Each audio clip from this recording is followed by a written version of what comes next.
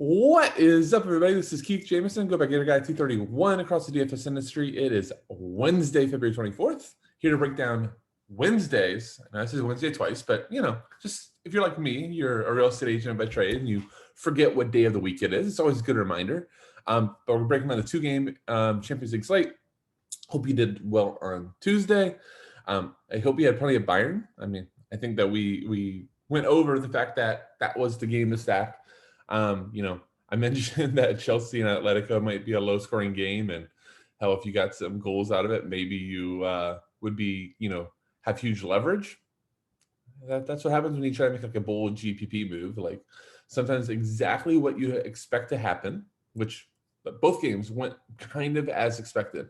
Chelsea and Atletico was boring as hell, and then Bayern and Lazio was incredibly open. So, sometimes exactly how we expected. And I think there's a really good chance that today is exactly how we're going to expect it. So let's jump right into that. Quick reminder, bottom of the screen, subscribe button. Well over 2,000 subscribers at FSI. Thank you, everybody. That is just awesome. It hasn't even been a year. Maybe it's a little more than a year. I don't know. I can't keep track of time. Anybody else have that? Like since COVID started, like time. It's literally been like 6 years to this pandemic at this point, it feels like. But anyhow, we're over 2,000 subscribers. We can't thank you enough. Our entire team says thank you. So if you have been watching, hit the subscribe button again. It really, really helps. Like, comment, all that good stuff. It really does help us keep the doors of FSI open. This YouTube channel has been massive for our business, and we just cannot thank every last one of you guys enough for that. All right, let's jump into the games. Enough of that bull crap. All right, go to the odds. Atalanta, home favorite versus Real Madrid. And I will tell you why. All right. I did not pull up the Real Madrid lineup, but let's quickly go over who Madrid is missing. It is like it's a better team. The guys that they're missing probably are top 4 in the EPL. Okay.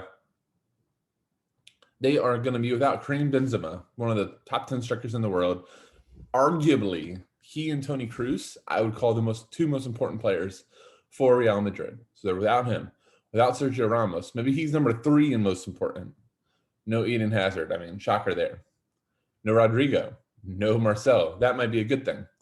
No Militao, which would just be extra center back depth. No Danny Carvajal, who I think is a really underrated player. No Federico Valverde. So guys that can start here are 1, 2, 3, 4 if you give Marcelo, 5, 6 potential starters in the starting 11 are already ruled out. So when all of a sudden you look at these odds and you go, man, Madrid's a dog to Atalanta, I would actually argue I thought Madrid could have even been a bigger underdog versus Atalanta. 2.75 total. And the other game, neutral site. That was big yesterday versus Atletico and Chelsea. But this is neutral site, so you don't have the German advantage.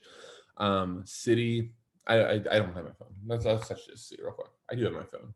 It's too early, guys. It's like 7:05. I'm actually surprised this isn't 5:55 when I started, but got back home, just tired as heck last night, and so slept in a little bit. This is in Hungary, Budapest, but City minus 320, Gladbach plus 946, 3 total. All right, let's get into this. Starting 2 pieces. Everybody's going to start here. Josip Ilicic, 7,700 for Atalanta. Since Papo Gomez has gone to Sevilla, Ilicic went on the pitch by himself. All right. 100% set pieces. Phenomenal attacker.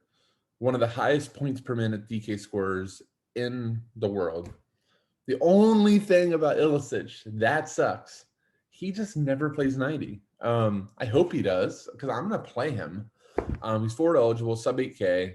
There's not much else I can say here. I really do think I went through all of Real Madrid's injuries, and I didn't really kind of go over how I think the game's going to play out.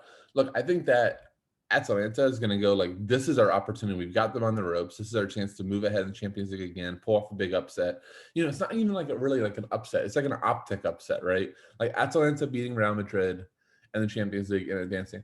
That is an upset to the masses. But to football fans, you go, okay, I can see that. Real Madrid's not been that great. Atalanta is really, really open, really expansive, really attacking, can be really hard to play against. So for all those reasons, I think Atalanta is just going to come right at them. So Ilicic will be the charge of that.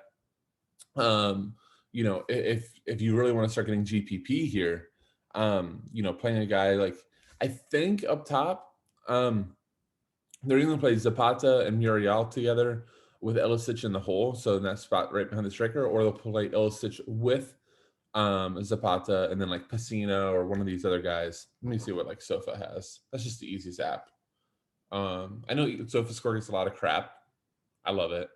Even when it's wrong, like I think it's the best way to follow a game if you can't watch. But so they have Ilicic and Zapata up front with Pacino in the hole. So whichever. But like Zapata to me, 7,900. I think he might go a little bit under owned because I think people will probably flock towards like a. I think the common second forward here. I don't want to be jumping all over the place. Like if you haven't watched my videos enough, just understand it. Like I don't like pre-plan these. I know the players I want to talk about, and then I hit record, and then I just start talking. Like that's how I roll. I think that people are going to gravitate towards a City second forward or Asensio at 5,900, who I think is a little underpriced here. Look, Atalanta is still open, so I'm not like completely devoid of having Madrid pieces. But yeah, I think that Zapata maybe goes a little bit under the radar. I think elite GPP play if you think that Atalanta could put up 2 to 3 goals here. There would be a really good chance that he's part of it. Other plays from this game, I think that Toni Kroos, the set monopoly taker for Madrid, is the most important play on the slate in terms of what's going to happen. Like he's today's Mason Mount.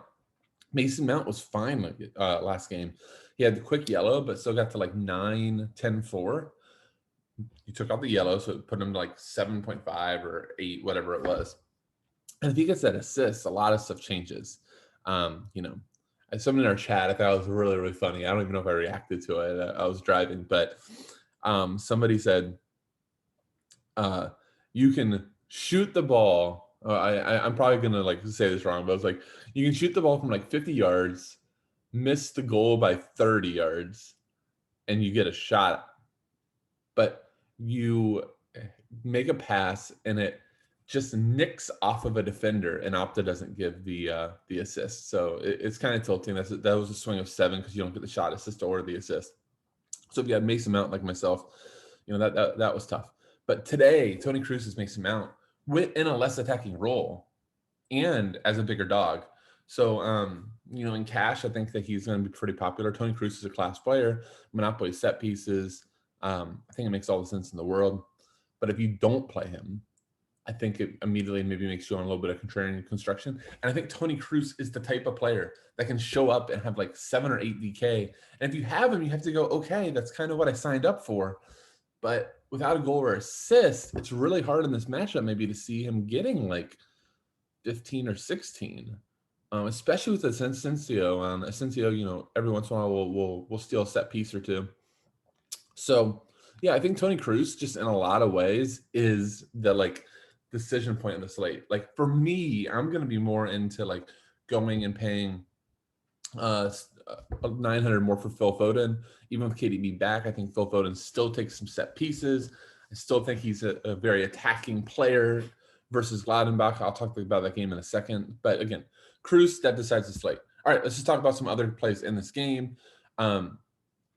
2 of the only defenders worth spending up for are in this game. They have Vasquez as a fullback now. He used to be a forward only, or a MF. And no, I'm not. For those new to soccer, I'm not calling him a you know what MF midfield forward. But 6,000, I can't see it. But you know he's worth spending up. I came to the video going, there's 3 defenders to maybe spend up on this slate. That's João Cancelo, that's Robin Gosens, and then that is Hailey. I don't know how to say it. There's Atalanta plays with 2 wingbacks, Mahali and Gosens. Both are very, very DFS friendly. Because I think Hedberg's out, yeah. And then Cancelo, you know, one of the better fullbacks in the EPL for floor. But Vasquez is in play too. I just don't think if I'm going to spend 6,000, I'm going to spend 5,900 for Cancelo. Let's see. Anybody else here that I want to talk about? Let me just go through the list. I I talked about Asensio. I think he's a very, very fine cash forward. He's who I have plugged in personally right now. One of the better young players in the world. I guess he's not that young anymore. I think he's like 25. But good player, might take a set piece or two. Plays wide, plays that right wing position. Look, Atalanta is open. They win by offense, not defense. So there's Real Madrid, even though it's a shell of a squad of Madrid, like that front line is Junior, Mariano probably, and Asensio. And just to tell you, like the bench last game on the weekend, I didn't know any of those guys. And I'm about as big of a soccer geek as you'll ever meet. And the funniest thing is like only at 1-0, Zidane ended up subbing all of Junior, Asensio, and Mariano. So like none of them are safe. But I think Asensio is like the safest of the bunch. And forward pricing is weird on here. So I think Asensio is a good cash play. Maybe a good fade in GPP if you think he's going to be highly owned. Junior 5,400, I think, is the same way. I think, he's solid, especially if you need 500 off. I think Asensio has a little better floor. Mariano, I won't play him. He's going to be a striker. I'm sure he'll be popular because he's a cheap forward. He's just not that good. Casemiro, more of a defensive guy. Modric, not with Cruz on. Pacina, 4,400 is fine. He's going to be playing like a creative midfield role. If you saw Isco get a surprise start at 3,900, I think that's a really good value. He just doesn't seem like he's one of their favorites. Mendy, a cheap defender. I'm sure he'll get value. I would rather play Mahal at 4,200. Mendy's going to be more defensive. Yeah, I think that covers that game. All right, let's quickly go over to City and Gladbach. I'm going to make this game really easy. City should roll. Gladbach's a good team in the Bundesliga, but this is just a whole new level. There's two class teams in the world right now: Bayern Munich, Manchester City, and then I think, in my opinion, everybody else is like significantly under. City right now is the best team in the world. Bayern, like yesterday, that they make a good case to not just crown City, but City's just unreal right now. Gladbach, I don't think, is the type of team that can contain City. The fact that this is neutral site really, really hurts too. So I'm not really interested in Gladbach pieces. There's probably only one Gladbach piece I would have been interested in. That's Jonas Hoffman. Takes some monopoly of set pieces for them. Honestly, he's a phenomenal player. Just not the matchup. I'm not going to play any Gladbach. The only Gladbach piece I could consider is Jan Sommer if I'm paying down a keeper. That's it. You want to play Playa, Stindl, pair them with Hoffman. You think that Gladbach could score? I think that I'm fine with that. But it's thin. City should roll. All right, City pieces. We've done this many times before. KDB, first player in your lineup, the god of DFS. It's just phenomenally sub 10K. There's no issues fitting him here, so he's going to be 95% owned in cash. Just play him. I don't know if I fade in GPP either. Pep did sub him off in the Arsenal game. In all likelihood, just to keep him a little bit fresh from here. He is coming back from a longer injury, but I think that he plays 80 plus minutes here. I think the likely starting line for City is Jesus or Aguero in the middle. I think it'll be Jesus. On the left should be Phil Foden. On the right, Sterling. I don't think Mahrez is in. You might see Bernardo Silva playing like that false 9 again, or Phil Foden. It depends. Like the swing piece: Foden, Sterling, Gundo, Goat. Is Rodri in? Or is he injured? Is Rodri? Yeah, Rodri's back. Rodri and KDB. Those are all locks to play. So is Cancelo. I think he'll go Kyle Walker, Zinchenko, Stones, DS. So like their lineup, there's only two people I don't know if they will start. It's going to be Kyle Walker or Zinchenko, and it's going to be Jesus, Bernardo Silva, or technically Aguero's fit, even though he's leaving the squad. So second forward options, Sterling, I think is fine. Jesus is fine. Again, both those guys, now they don't really have floors, but you're going for goal or assist. I think I'm likely going to spin down at second forward for one of those Real Madrid guys. I think that just makes sense for me. But Sterling, Jesus, or like Zapata, I can't argue with any of them if you play them there. Midfield, to me, Phil Foden is my third guy. I have Phil Foden ahead of Toni Kroos. I just think he's It's just a better matchup. It feels like a lot to me like Leroy Sané versus Luis Alberto yesterday. And funny enough, Alberto ended up having more floor, but Sané scored a goal. You could see the same thing here happen here. Cruz could end up with a little bit more floor, but Foden has so much more upside. Yeah, just trying to think. There's not much else on City. Like, just I'll stack them up. The good thing on the Ederson front, on the goalie front, we don't have to worry about Ederson PKs with KDB back. He should jump on them. The other big thing on the slate is just, are you going to pay up at defender? I think João Cancelo is the top guy on the slate, especially if he plays on the right. I like João Cancelo on the right. So with Zinchenko versus on the left with Walker, just makes him more natural of a crosser when he does decide to cross. John Stone's down here at 3,400 if you needed a punt. Look, if City center backs come in with like a 2-3 DK floor due to accurate passes, so I think that he's fine. Yeah, I think that's the slate, guys. It's really going to come down to, do you play Tony Cruz? I really do think it's just crazy that it's going to come down to, you play Tony Cruz or do you not? And then just let the rest of the construction go, and then probably be second forward if you get your second forward right. If you punt with the Real Madrid guys, do they score good assists or get you like 8 4 DK, you'll be great. If they get you like 3 or 4 and they sub off, then you're probably screwed. Straightforward slate. Don't overthink it. Just like yesterday, the games went as we expected. While in GPP, we always want to look at the game scripts that we don't expect, maybe do the opposite. And cash is very much like, here's what the odds say, here's what's likely going to happen, and play that script out. Guys, thank you all so much for watching. Keith, aka Gear Guy 231. See you.